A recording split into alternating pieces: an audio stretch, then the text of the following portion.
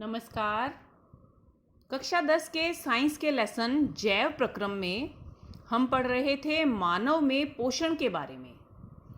इसी में आज हम बात करेंगे आमाशय में होने वाली पाचन क्रिया के बारे में। मुंह में चबाया गया लार मिश्रित भोजन ग्रास नली को पार कर आमाशय में पहुंचता है। आमाशय जे आकार का पेशीय भित्ति वाला बड़ा अंग है। भोजन को ग्रहण करके यह फैल जाता है। आमाशय की पेशीय भित्ति मुख गुहा से आए भोजन में पाचक रसों को मिश्रित करने में मदद करती है। आमाशय में हाइड्रोक्लोरिक अम्ल, प्रोटीन को पचाने वाला एंजाइम पेप्सिन और श्लेष्मा, इनका स्रावण होता है। HCl के कारण यानी हाइड्रोक्लोरिक अम्ल के कारण आमाशय में जो भोजन पहुंचा है उसका माध्यम हो जाता है अम्लीय, और अम्लीय माध्यम में ही पेप्सिन एंजाइम अपना कार्य कर पाता है। और श्लेष्मा क्या करती है? श्लेष्मा आमाशय के आंतरिक स्तर की अम्ल से सुरक्षा करती है, यानी श्लेष्मा भी आवश्यक है। इसमें जो एंजाइम है वो तो एक है पेप्सिन। हाइड्रोक्लोरिक अम्ल इसलिए है कि पेप्सिन अम्लीय माध्यम में कार्य करता है, और श्लेष्मा इसलिए है कि यह आमाशय की भित्ति की अम्ल से सुरक्षा करती है। आमाशय में पचाया गया भोजन अब प्रवेश करेगा क्षुद्रांत्र में, और यह प्रवेश एक अवरोधनी पेशी द्वारा नियंत्रित होता है। क्षुद्रांत्र आहार नाल का सबसे लंबा भाग होता है, और यह कुंडलित अवस्था में छोटे से स्थान में समाया रहता है। वैसे सभी जंतुओं में क्षुद्रांत्र लंबी नहीं होती। शाकाहारी जंतुओं की आहार नाल लंबी और मांसाहारी जंतुओं की आहार नाल काफी छोटी होती है। हमारी आहार नाल का लंबा होना इस बात का प्रमाण भी है कि कुदरत के द्वारा हमें शाकाहारी ही बनाया गया है। क्षुद्रांत्र में पाचन क्रिया के बारे में जानेंगे। क्षुद्रांत्र के प्रारंभिक भाग में, जिसे हम ग्रहणी कहते हैं, 3 प्रकार के रस भोजन पर क्रिया करते हैं। यकृत द्वारा स्रावित पित्त रस, जो पित्ताशय से एक नलिका के द्वारा ग्रहणी में आ जाता है। अग्नाशय से स्रावित अग्नाशयी रस, और आंत की भित्तियों के द्वारा स्रावित आंत्र रस, ये तीनों ग्रहणी में अपना कार्य करते हैं।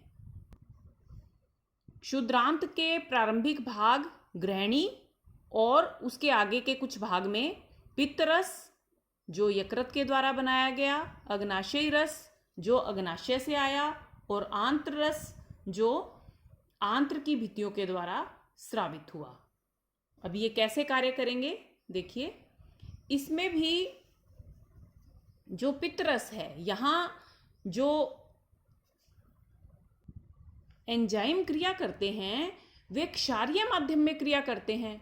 तो पित्त रस जो है, यानी जो पित्ताशय से आया, जिसे यकृत ने तैयार किया, वह माध्यम को क्षारीय बना देता है।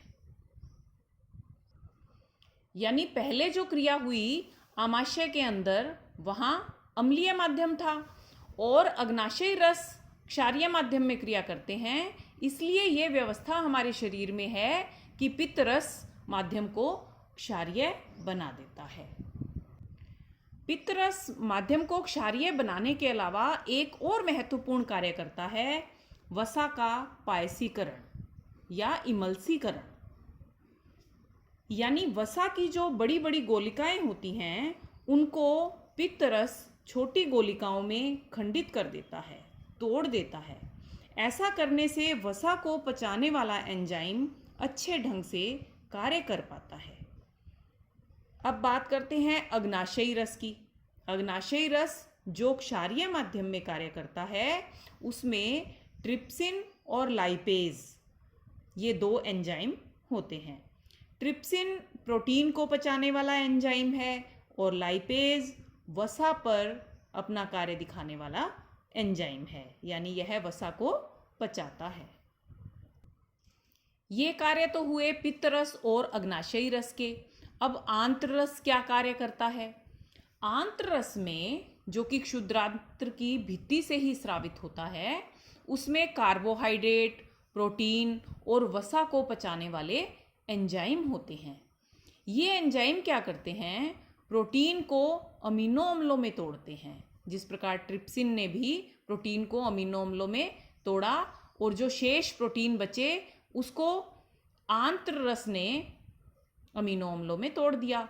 और जो कार्बोहाइड्रेट अभी तक बचे हैं, यानी हम पूरा भोजन चबा के नहीं खाते हैं, जिससे कार्बोहाइड्रेट का पूरा पाचन तो मुंह में नहीं हो पाता, तो जो कार्बोहाइड्रेट बचा है उसको आंत्र रस तोड़ता है शर्करा में, यानी ग्लूकोज में।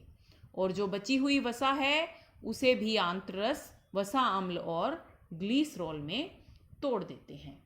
इस प्रकार क्षुद्रांत्र के प्रारंभिक हिस्से में पाचन की प्रक्रिया पूर्ण हो जाती है।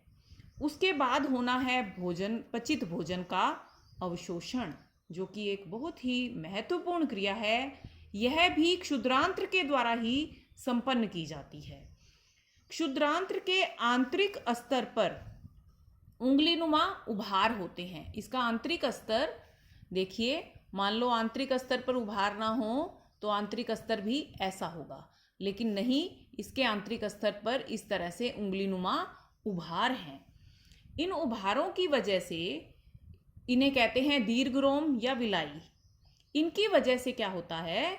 जो क्षेत्रफल है वो बहुत बढ़ जाता है और जो पचित भोजन है उसका अवशोषण बहुत आसानी से हो पाता है। क्योंकि इस पचित भोजन का अवशोषण करके उसे शरीर के सभी हिस्सों में पहुंचाना होता है, इसलिए जो दीर्घरोम होते हैं इनके अंदर रुधिर वाहिकाएं बहुतायत में होती हैं। इस पचित भोजन के अवशोषण से क्या क्या कार्य होंगे? इससे ऊर्जा की प्राप्ति होगी, नए ऊतकों का निर्माण होगा और टूट फूट की मरम्मत होगी। अब पचित भोजन के अवशोषण के बाद क्षुद्रांत्र में जो बचता है उसे पहुंचा दिया जाता है वृहदांत्र में। वृहदांत्र में अपचित भोजन से जल और विटामिनों का अवशोषण होता है। वृहदांत्र में जल और लवणों का अवशोषण होने के बाद अपचित भोजन मलाशय में पहुंच जाता है और समय समय पर गुदा द्वारा इसे शरीर से बाहर त्याग दिया जाता है। यह बहिक्षेपण यानी मल त्याग गुदा अवरोधनी द्वारा नियंत्रित होता है।